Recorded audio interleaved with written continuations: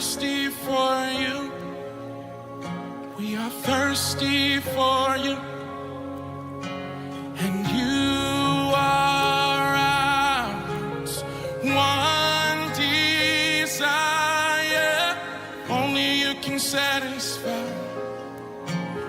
Only you can satisfy. Let's sing that together. You are, say, you are one desire. Thirsty for you.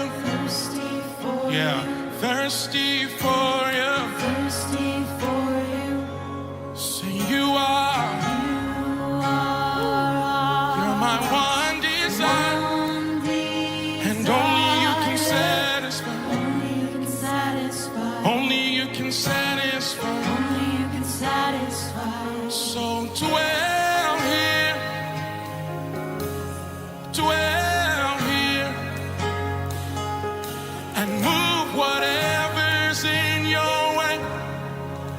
Whatever took your place. Will you dwell here? Father, dwell here. Woo.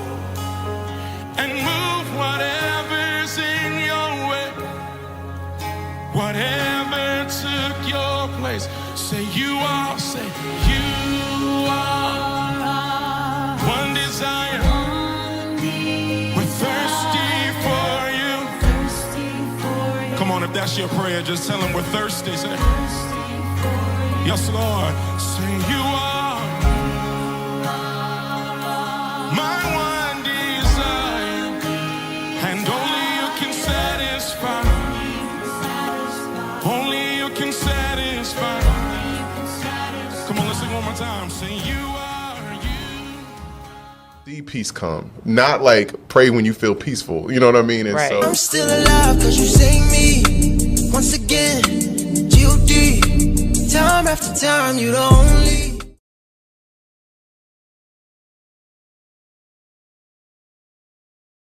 hey family, how y'all doing? Welcome to another rendition of Heart to Heart. Man, we've been in the game for a minute, but this is the first one of 2025. I know. Yeah, we back for a new season out here. A new season, okay. We back for a new season. I'm Pastor Merrick. For those who don't know, this is my beautiful, amazing, wonderful wife, Pastor Tiffany, and we are the pastors of Heart Church, and we do this little thing called Heart to Heart, where we come with you all just to kind of share some conversations to all of our new listeners who may have not got the backdrop. We talk about things that we don't talk about in the pulpit regularly, or that we can't dialogue in the pulpit, but we wanted to create a space and a platform for us to be able to dive a little bit deeper into some of those conversation topics. So welcome if this is your first time. Yes, welcome everyone. It's exciting. I'm excited. It's like, the new year vibes. And still New Year vibes. Even though it's like the last Sunday of the month, but I'm still like, it's still new. It's still new. very new. Yeah. No, I love it. And we just looking forward to continue to expand the platform and do some really dope things this year. Speaking of which, one of the things that we're trying to do is become a little bit more organized in the way that we do this. So we created segments, y'all. We got a little segments and fancy out here. It's the same information. We just gave it a header title, that's all. But so our first segment is just happening at Heart, like what is happening at Heart Church. And so the first thing, and one of the most important things, is to be able to continue to do the work that we have set out to do. And thank you to everybody who has given their time, their energy, their money in 2024. We were able to do some amazing things last year. Thank you. Yes, and that's all due to you all. And so we want to give you an opportunity to continue to be a part of that work financially. You can use the information below if you like to, and just continue to sow into this wonderful ministry. And we truly, truly appreciate everything that God has laid on your heart to do and that you were obedient in doing. And we will use the funds to continue to expand God's kingdom. So amen. Yeah. Is that good? That's good. All right, cool.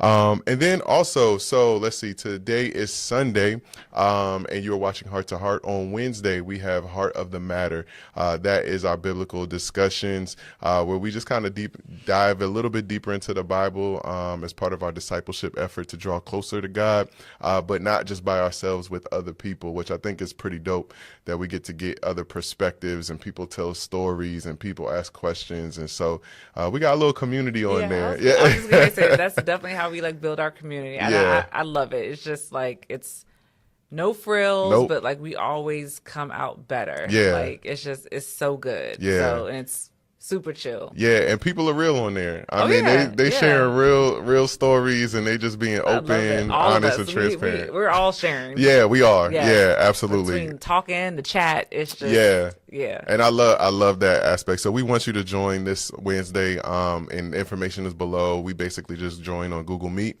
You don't have to have your camera on if you don't want to. All you got to do is just call in and be a part of what we're doing there.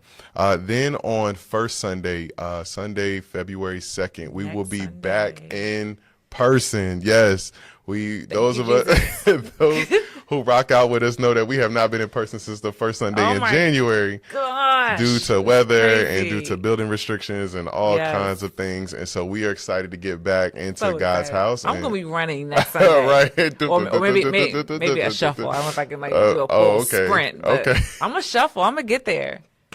Get your holy shuffle if you need to. Yes. Your 1-2 step, whatever you got to do. Make sure that you are back in the building. We are truly excited to be able to worship together, see each other, hug one another, and catch up with one another. So definitely come and join us at 11 o'clock at Cannot Patrick wait. Henry. And then 2 more things. One is tribes. So we are starting small groups this year, and we are truly excited about being able to create groups for people to have people to do life with. So I believe that we pretty much settled that we're doing demographic groups. And so those will be coming out really soon, and you can sign up specifically for the group that appeals to the demographic that you want to connect with. And really all we're doing is just creating opportunities for you to meet up with, talk with, learn with, grow with, kick it with people who are headed in the same direction as you. Love it. So yeah, and we may be doing our own group. We may have a group. We'll see. You know, we're working it out. We're working it out. See what the Lord says. Right, but we're super excited about that. And so if you want to be a part of being in a tribe, or even potentially become a leader of a tribe, go ahead and use the information to sign up, and we'll be sure to keep you updated on what's coming down the pike. And finally, but most importantly, in my opinion, tomorrow we start our 7 for 7 fasting and prayer. Like, people who don't know what 7 for 7 is, it's super simple. Not only will I put it up and give you all the information as I normally do, email and text, but I just want to go through it really quick. So 7 for 7 is for 7 days starting tomorrow. For 7 days, all you have to do is fast 7 hours. So pick your 7-hour window to not have any food. Pray at least 7 minutes a day, and then partake in our daily devotion. That's all we are asking you to do. And we are believing that God will be able to reveal some things to you, will be able to confirm some things for you, that you will draw closer to him, and that you'll be able to find new revelation about yourself and what God wants you to do this year. So, Babe, so we have the information on how you can get updated and how you could be a part, but what could they expect if they use the information below to be able to connect? So what we're gonna do is we're gonna have our own little group Come on. community or sub community Right. during this time. So we're gonna have a group chat, like a big group chat. And so for anyone who's participating in the fast, this is gonna be a space for us to just kind of come together.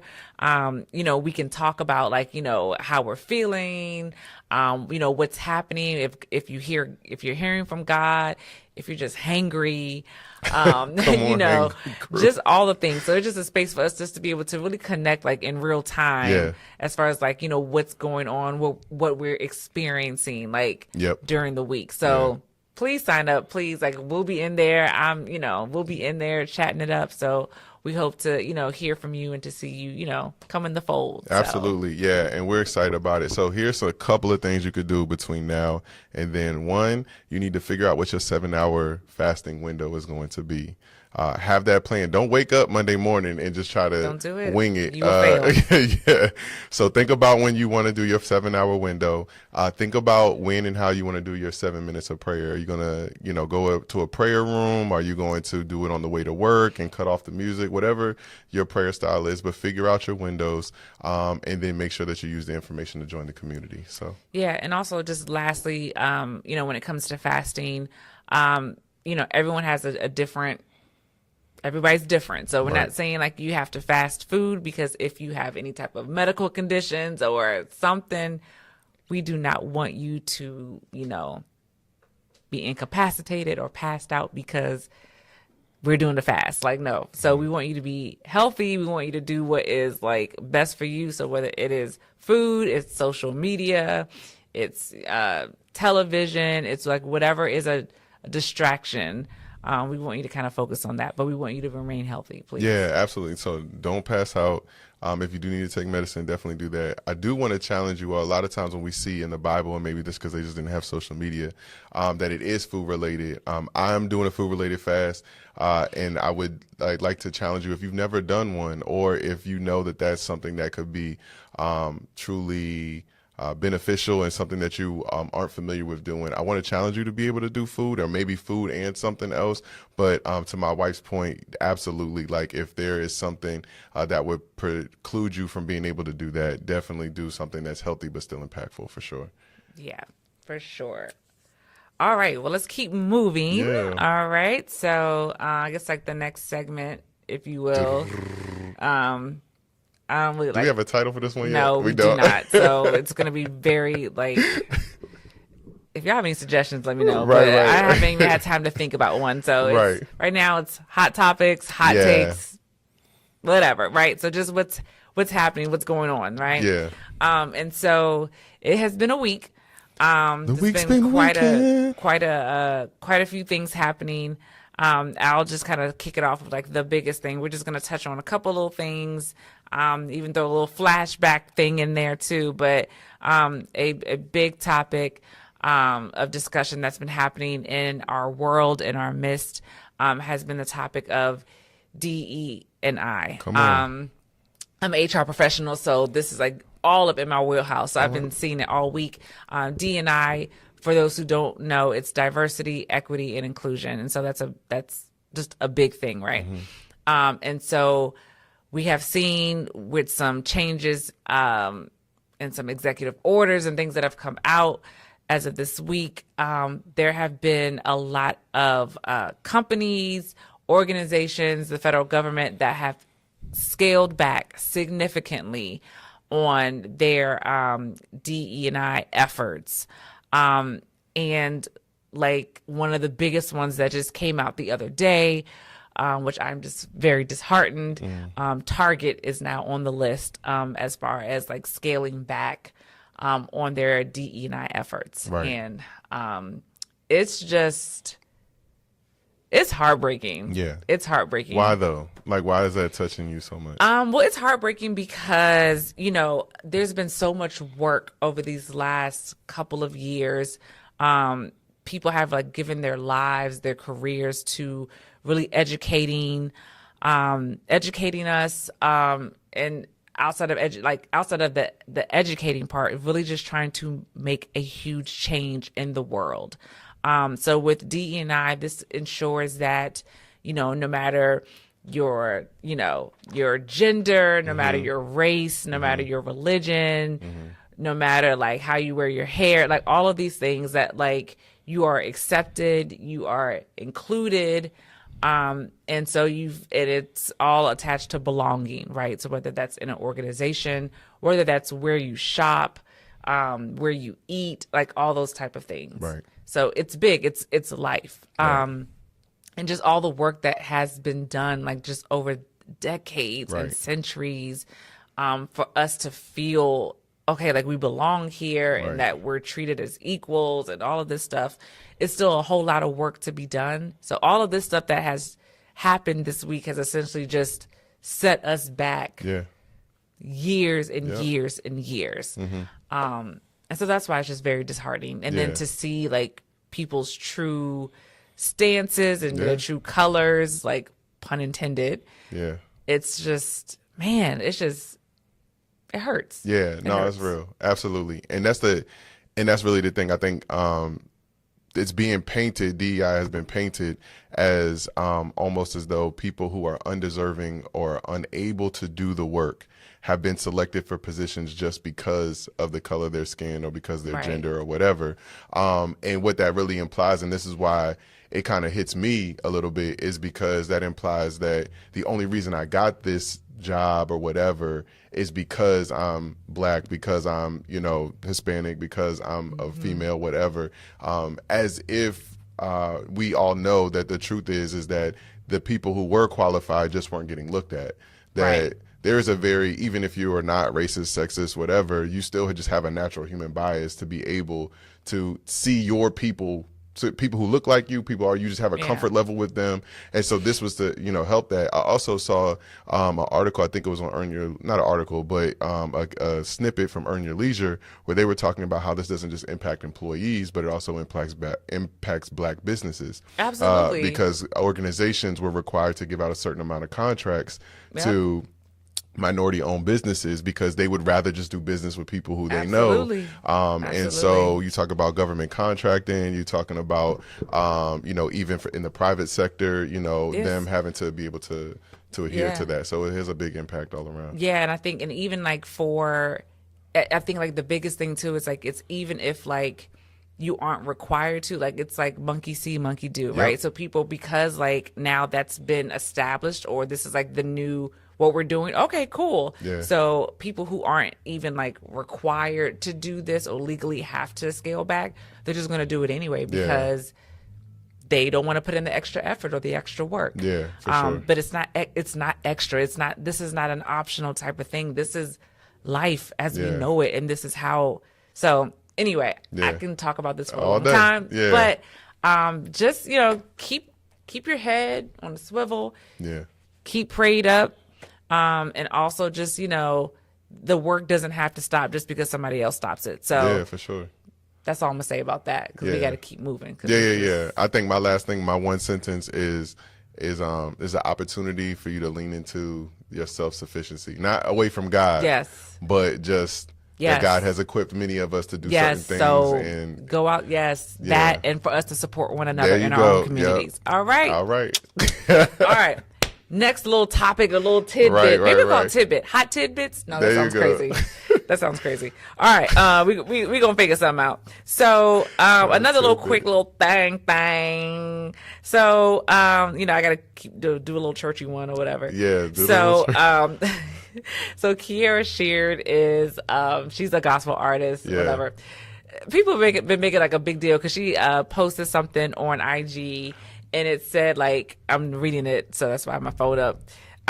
It was a picture of her and her family. They're so cute. Yes. And she put hashtag my family, the joys of being a wife and a mother. The whole household has been in my guts. Hooray!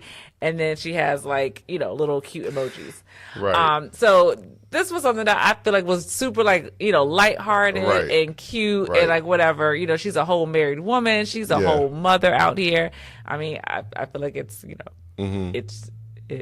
it's true, like, right? Yeah. But like it has caused an uproar in the church community. In the church community. And even just like the community at large, people are like Right. saying like, oh, well, like, where's your couth and Right. blah, blah, blah. And Right. people have just been like clutching their pearls Yes. over this statement. So I'm curious as to like how you feel about it. So let's break down a little real quick this Kiara Sheard. So to your point, she's a gospel artist. Not only that, she comes from gospel legendary. You know, Yes. her mom and her aunts are the Clark sisters, Yep, right? yep. So they've been in the game for a minute. And her daddy, a bishop and all that stuff. He like, is not just a bishop. I mean, yeah, I he know, is over all of Kojic Church. I Like, know. I wasn't Right. downplaying it to be disrespectful. No, but I know. I'm just to keep heightening it for those who don't know. Yes, I'm Yes. trying to simplify it. But Yes, yes, absolutely. Yeah, he's a whole big deal. Yes, she is the granddaughter of Mattie Moss Clark. Like- and so she's been in the game. Now, all that being said, I think this is hilarious to me. Yeah. I don't. It doesn't bother me not one bit. Yeah. There's a couple reasons why, and this is why. One is that she's just saying something that people probably already assume. How do you think the baby got here? I So that's know, just I'm one, like- right? We already know. Yeah. Two, this is y'all. You cannot attack people enjoying marriage and then turn around and tell everybody to get married. So you got to pick a side, in my opinion. You know me, I'm like black or white. So you got to pick a side. If either you are going to celebrate, make jokes, allow people to have fun about what they do in their marital rooms, or you're going to be like, well, don't be talking about it. Well, then that's why it's boring. And that's why I don't want to be married and stuff like that. So she's kind of making it fun. She's making lightheartedness and also of just it. like, I feel like sometimes the church can be so like, absolutely. so stuck and like wet blankets. Like, it's okay to laugh. Yeah. It's the truth. Yeah. It's her husband. Yeah. It's her page. You got a problem with it? And I feel like she could have picked Leave it alone. about 17 different words other than Gus that would have been then clutch pearls. But I was like, it's not that deep. Like, I was like, she kept it very PG. Right. She kept it PG. Chill, y'all. And right. again, it's the truth. Yeah. Babies literally are in your guts. Yeah. Your husband can be as well. All right, we're going to move on. Please let him be. And the last thing, like, we were just talking about this earlier just because we thought it was like kind of funny. Like, so my nails are blue right now. And what? No, that was an accident. Okay. Yeah, no. You talk about guts. Sorry. Can we cut that part? Okay.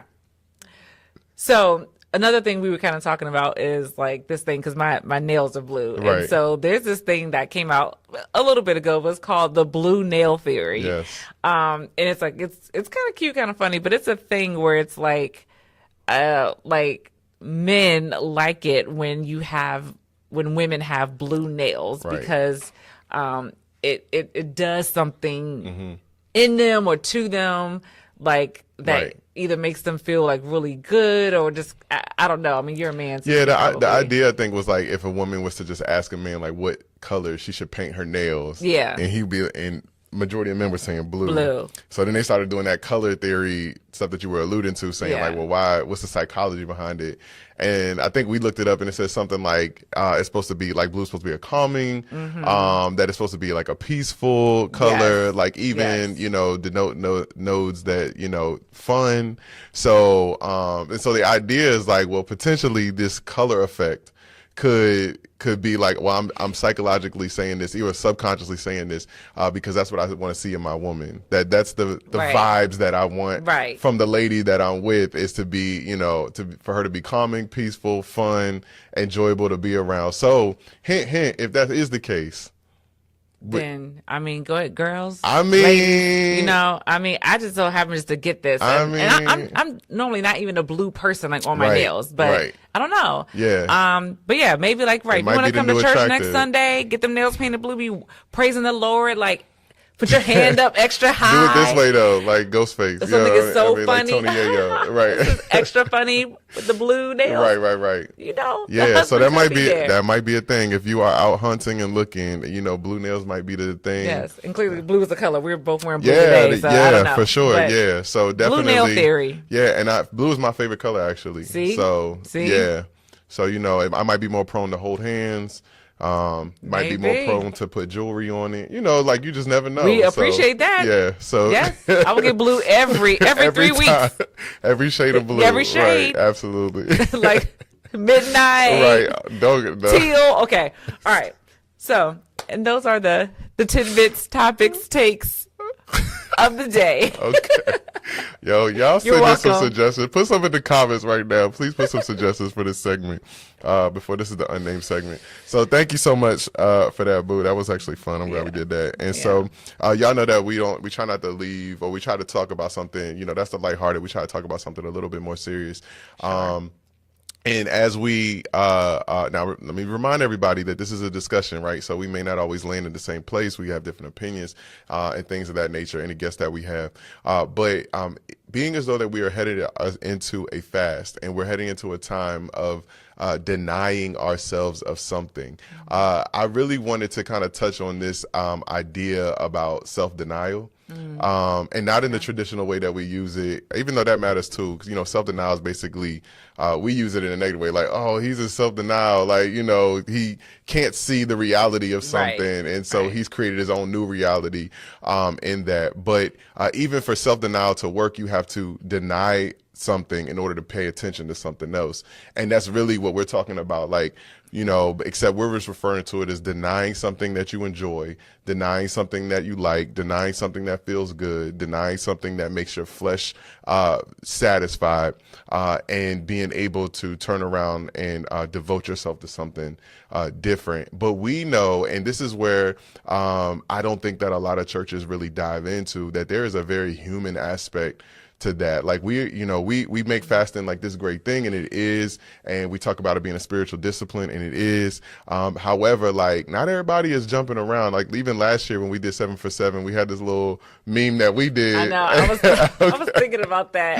It is like it is just this meme of like me being excited about it, and you were like, you know, falling under the table. Help me, right? Lord. Right. So I just wanted to lean into that. Like before we start talking about all the great things that come from denying, and I'm not just talking about fasting either. I'm just talking about, you know, that's really where discipline falls at, right? Yeah. It falls right there of like, you got to deny yourself something to get something better. Yeah. And so there's a lot of feelings, emotions, thought just from a human perspective around that. So I just wanted to dive into that for a little bit, you know, and just talk about the pain of having to deal with denial. Like, and so I guess I could just specifically just ask you the question, but we could talk about it specifically. So the question I have is like, what thoughts and emotions arise when you think about denying yourself of something?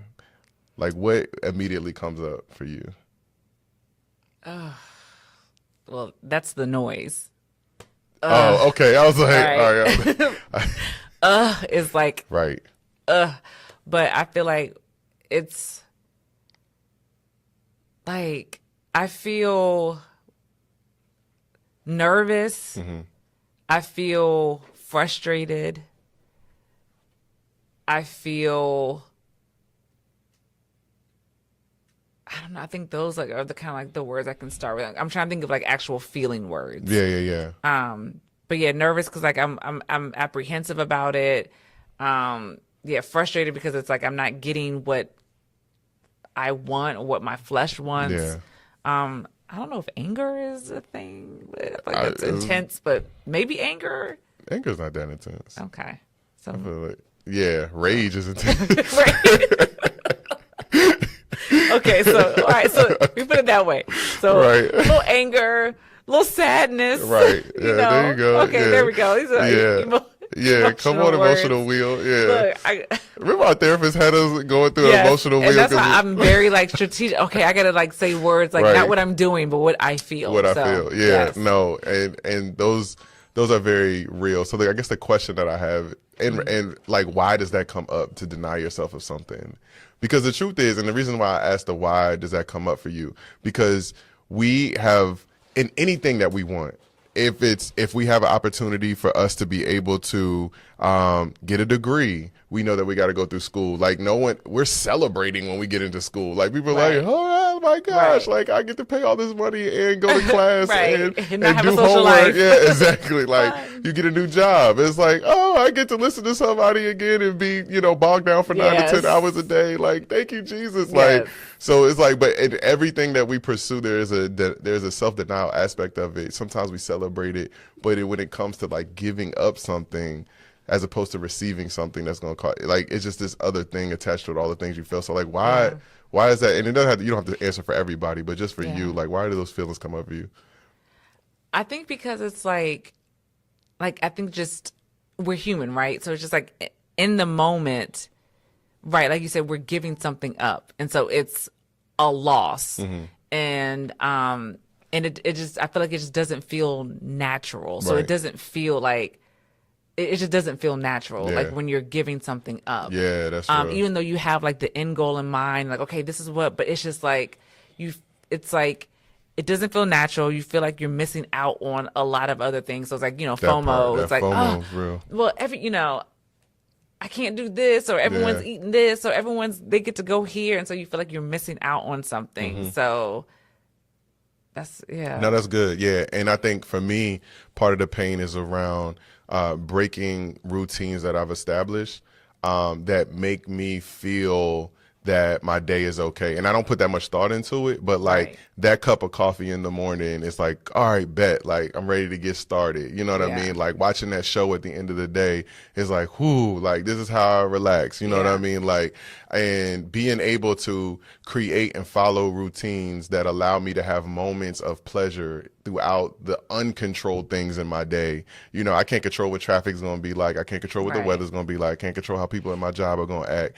And so the things that I can control, that I can eat this sandwich that I really like with this sauce on the top, or I could eat these bag of chips right now. Like those are the little pleasures that allow me to be able to, it almost feels like to get through my day, or Yeah. to be able to make my day feel better. You know what I Yeah. mean? And so now you're telling me that the little thing that I get throughout the day, you want me to give that up or just stop doing it. You know what I Yeah. mean? And that's where it comes at for me, is like routine breaks. 'Cause Yeah, and that's a good point. I think like I've been using this word the last couple of days, like disruption. That And I feel like, disruption. but this is different because this is like an intentional disruption. Yes. It's not like, oh, it just happened. Like self-sabotage. yeah, right. This is like, no, I'm doing this on purpose. This is a purposeful, intentional disruption. And it's just Right. like, Right. that just feels Yeah. wild. And I think you gotta find yourself there first, because I think that's part of the beauty. If we're talking about fasting, that's part of the beauty of fasting, is realizing that I am making an actual sacrifice. And if you don't ever feel that first, then you're gonna go into it. And I don't think that's why a lot of times we don't get a lot of stuff out of fasting, because Yeah. we don't really understand what we're giving up. We think that it's about the Cheetos or whatever it is that we're giving up, Yeah. but it's really like understanding that I am putting myself last. I'm self-sabotaging, or I'm denying myself so that I could put God first. And I think that helps you through the process as a quick reminder, like why I'm doing it. Because if you feel like you're just doing this just to give up Cheetos, you've made it about the Cheetos versus about making sure that you're reprioritizing yourself. So, so I think that I'm glad that we actually like allow people to feel that you could be upset right now, you could be blown right now, you could be angry, I guess, Not rage, sad, but yes. whatever comes up for you, definitely feel that. Yeah. But then as you've determined, I think the next thing I want to get to is like that process of self-denial, right? So like, how do we do it? Like how do you go about doing that? You know what I mean? Like you've made up your mind that you're about to deny yourself of something. Like, what's next?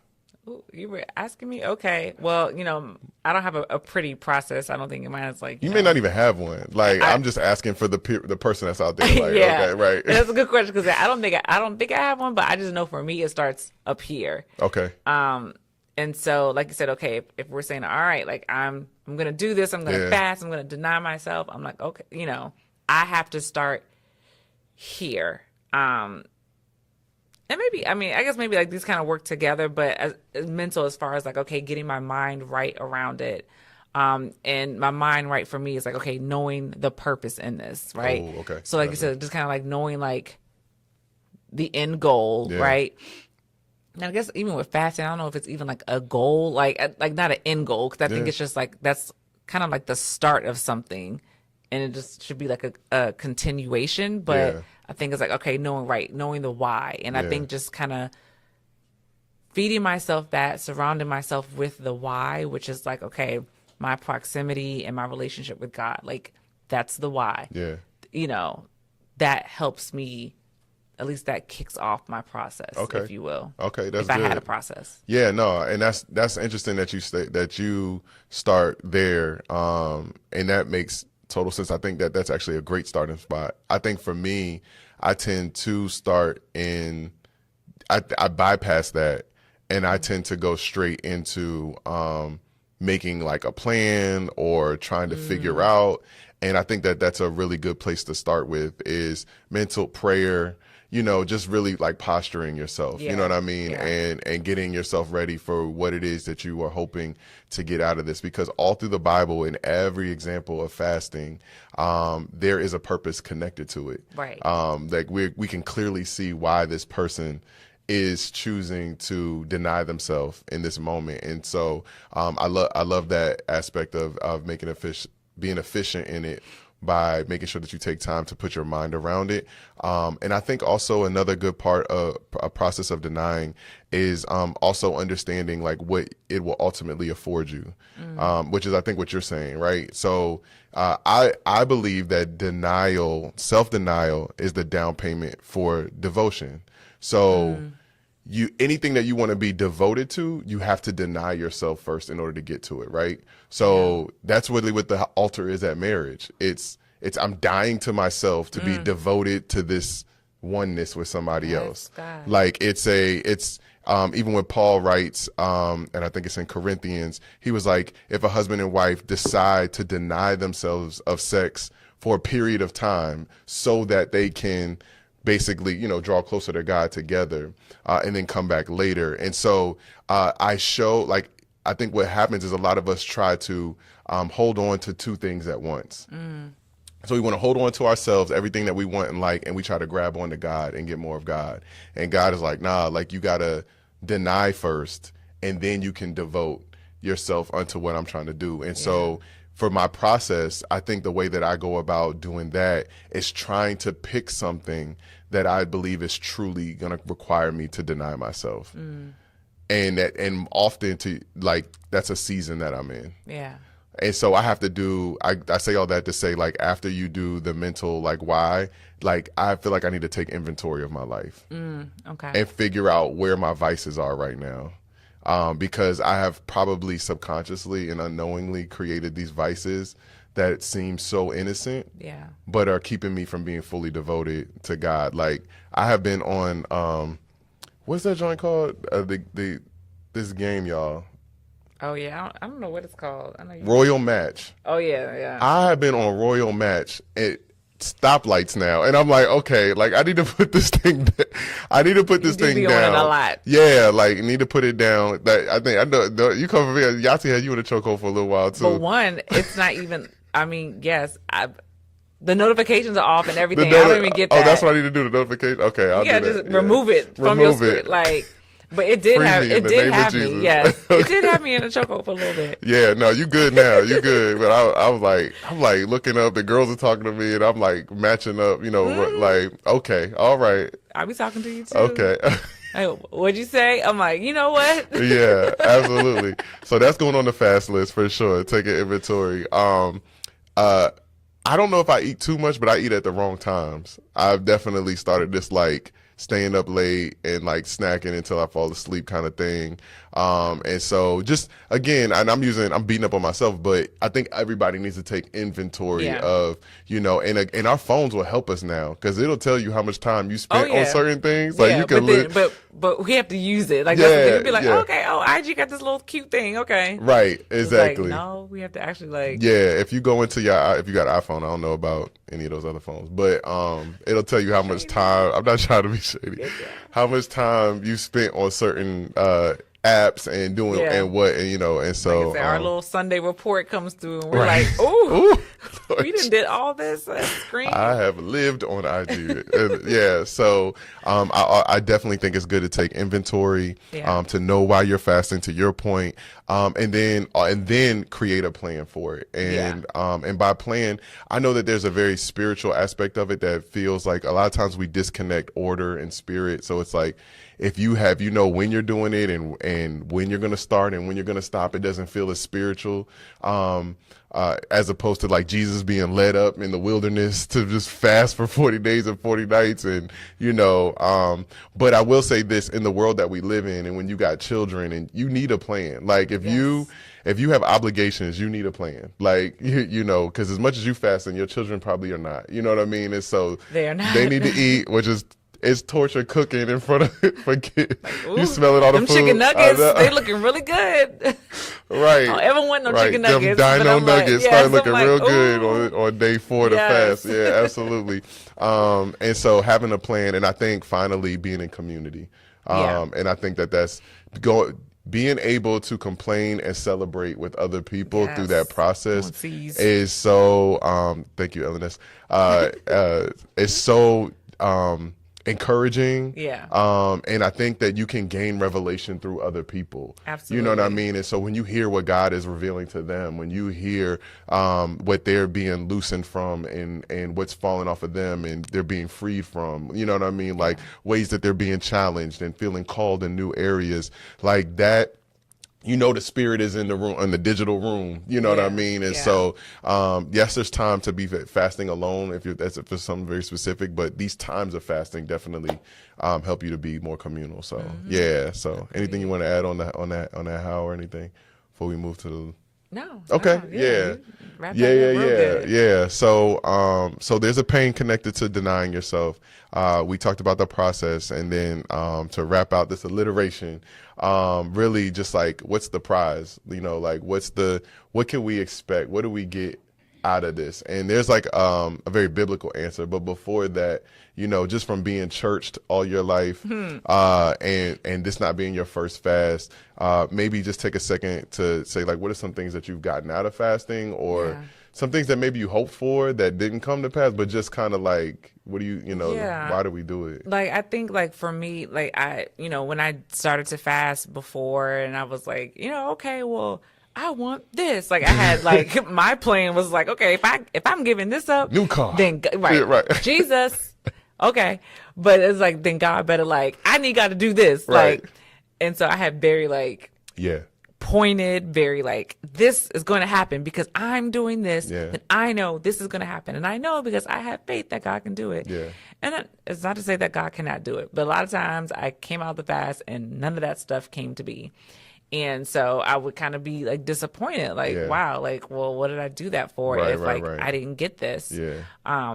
But just kind of going back to what I was saying, like, I know now I have matured in my faith and spiritually matured to know that I'm just not, I'm not doing this to get something tangible or something, of this world from God, right? But I'm doing it so that I can literally, like, just grow closer, get clarity, on whatever, right? I don't really come into it like with an agenda anymore. But and I think just more importantly is kind of leading back to what you said about, like, the devotion and the discipline. Like, if nothing else, this is gonna kind of give me a reset to be to be disciplined in my daily walk and in my relationship with Christ, which I feel like we can all use at times, because sometimes life will throw those disruptions at you, and then you fall off the wagon, right?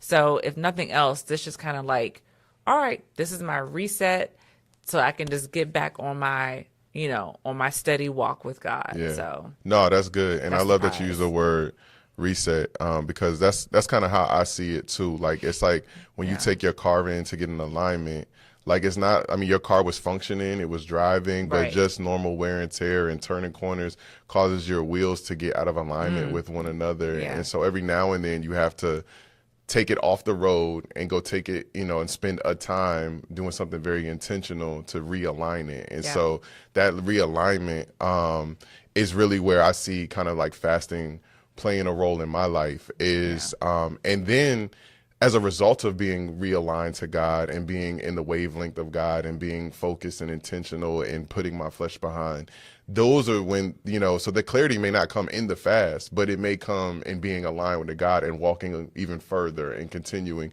to move through the rest of the year, being a little bit more attuned to what he is saying.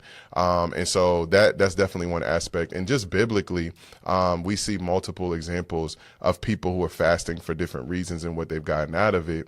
And I'll share a couple of them with you because I don't know where you are or what you might be looking for God to do. But one reason why people fasted was the Day of Atonement was a requirement for the children of Israel to fast. And so this atoning thing, meaning like I recognize that I have sinned and that I need covering for my sin. And so they fasted in order to be able to be back in kind of right relationship with God or to atone for the wrong that they do. So it's like a humbling effect. And Jesus did that for us. He already is our atonement, but we still be messing up. So it's an opportunity for us to see are like that we need to we need to be humble and resubmitted back unto God, in that way. Also, it's a plea that you can cry out to God through fasting. So we see David, after he cheats with Bathsheba, and then has Uriah killed. Bathsheba's pregnant. The baby that they had falls ill, and David is fasting to try to get God to heal this quote unquote illegitimate child that ended up passing. But his desire was to plead for mercy for the wrong that he had did, to plead for God's mercy to show up in a moment. And so we can see fasting as an opportunity for that. Like, God, I need you now. So it's asking God for something very specific and willing to give up what you have in order for God to be able to move. Of course, we know we can't move the hand of God. It's really up to his will. But I think that it basically postures us to be fully laying before God, like, God, I really need you, like leaning on him and depending on him. Fasting is also used as a time of preparation. So Jesus fasted before he went into his ministry. He fasted for 40 days and 40 nights in the wilderness, which is a time of preparation to get to do something big. So if you feel like you are entering into something new this year, if you feel like God has something huge on the precipice for you, new client, new job, new man, new woman, new child, new house, whatever, something that feels insurmountable, a time of preparation can happen through fasting as well.